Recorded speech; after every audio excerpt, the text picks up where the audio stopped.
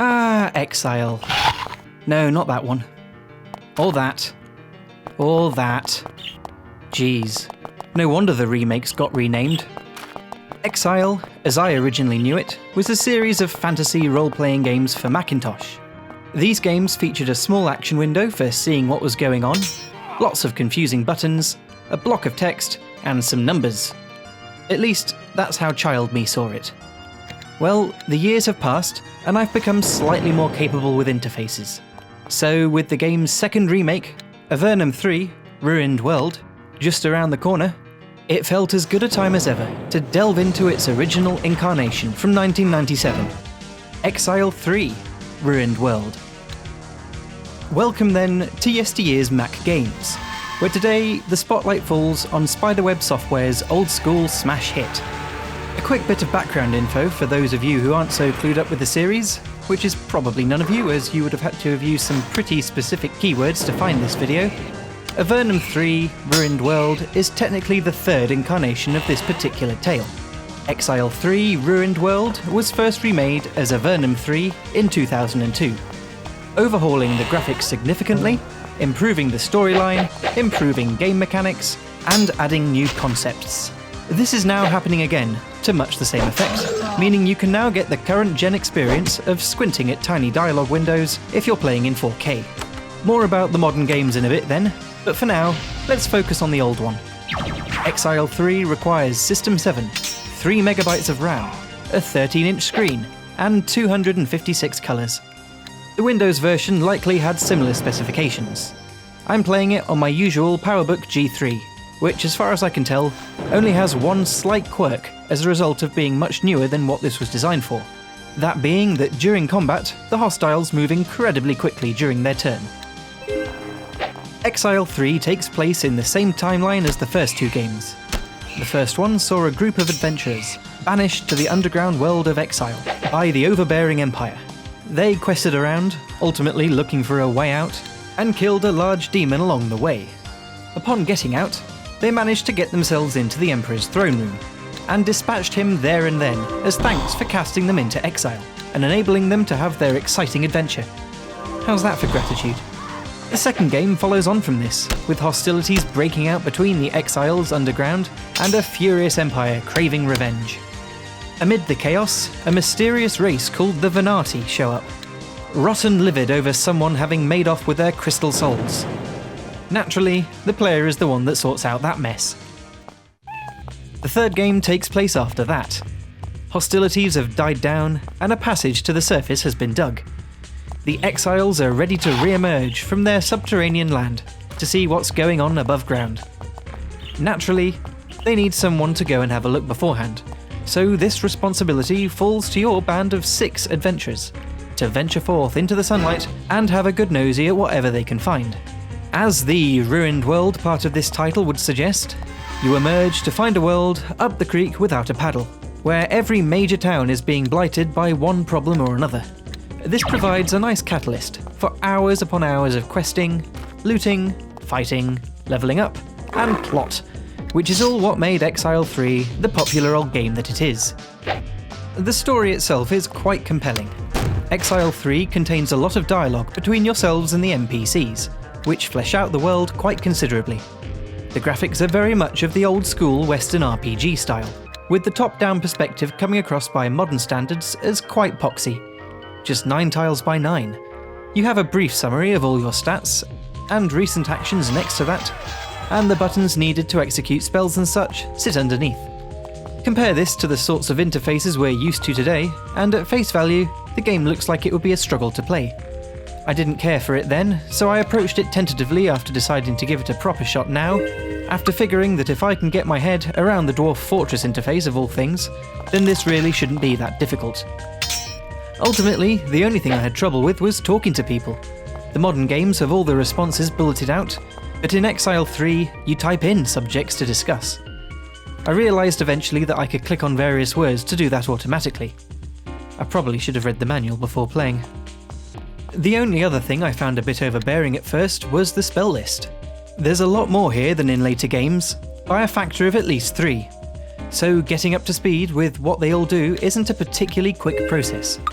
Teething issues aside then, it turns out that Exile 3 is much more playable than it may initially appear.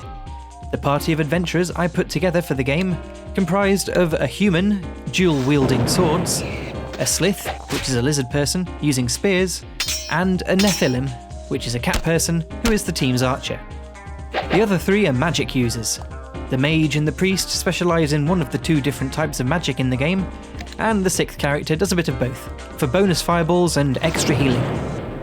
I didn't feel that the sixth guy was particularly necessary, and come the first remake, the party of 6 became a party of 4, so I can't have been alone in that opinion.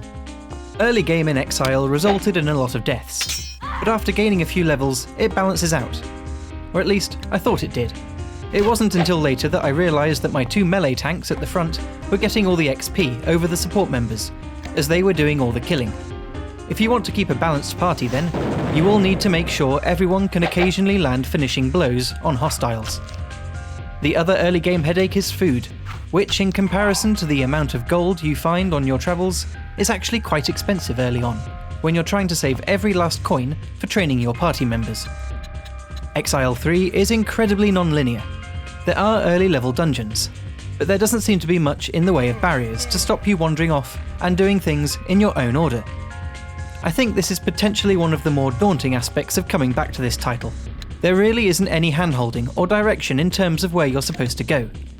You could rocket down a path to some town which is very far away, and not realise it because visibility is so low, thanks to the 9x9 grid. The overworld also has very little visual variance to it, so getting lost is also easy. It happened to me a few times.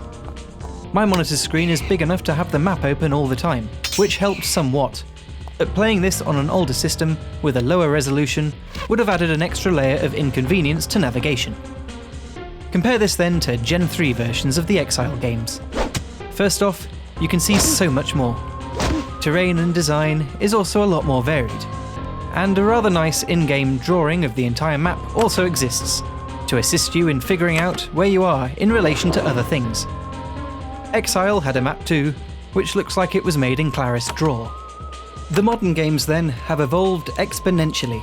I played through Avernum 2 Crystal Souls for footage, and for fun of course, and I've got to say, coming to this straight off the back of Exile helped me to appreciate every single improvement to the gameplay and UI in ways I never would have otherwise. You don't realise how good inventories are in modern games until you've had to use an old one. And thank goodness the gubbins where a player needed to identify items before they could be sold was dropped. That was awful. The new games have character animations for actions, a lot more variance in visuals, deeper dialogue, and more. But the number of things that are the same between these two generations of games, with roughly 20 years between them, is remarkable. You're still pelted with walls of text, combat works in pretty much the same way, and if you knew your way around the Exile games, you will already have a decent idea of where to navigate in Avernum. So is Exile 3 worth going back to? What's the appeal if you can play an improved story in a package that's a lot more fun and works with your contemporary computer, besides nostalgia? Tricky question, but I did have fun playing this. Out of all the games I've done on this channel, Exile was the most satisfying to play. Chugging through all the menus and buttons needed to execute instructions feels very old school, almost Dungeons & Dragons-esque. But the end result of filling in the blanks yourself is that it becomes your own adventure, to a much greater extent than I think the new one will. There were a few moments in Exile that were completely inexplicable, and require you to apply your own reasoning. One town called Bolton seemed normal enough, until I went into a house next to the armour shop, and was attacked by what the game named a Dark Acolyte. I'm not sure exactly what he was doing there, but the game certainly had no intention of telling me. Clearly this individual had been pretending to lead a normal village life up until my party poked their heads into his house, and he revealed his true self. Either that, or the game went for a touch of realism. I mean, who wouldn't flip out when 6 heavily armoured and armed adventurers barge into your home unannounced? Anyway, if you fancy giving Exile 3 a shot yourself, you can find a download of this game, which is now freeware, on Spiderweb Software's website. Avernum 3 Ruined World is roughly a week away from release at time of recording, and I'll heartily recommend trying that as well.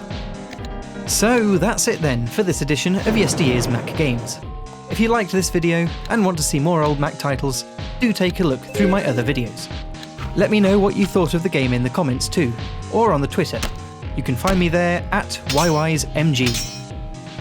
Thanks for watching then, and see you next time.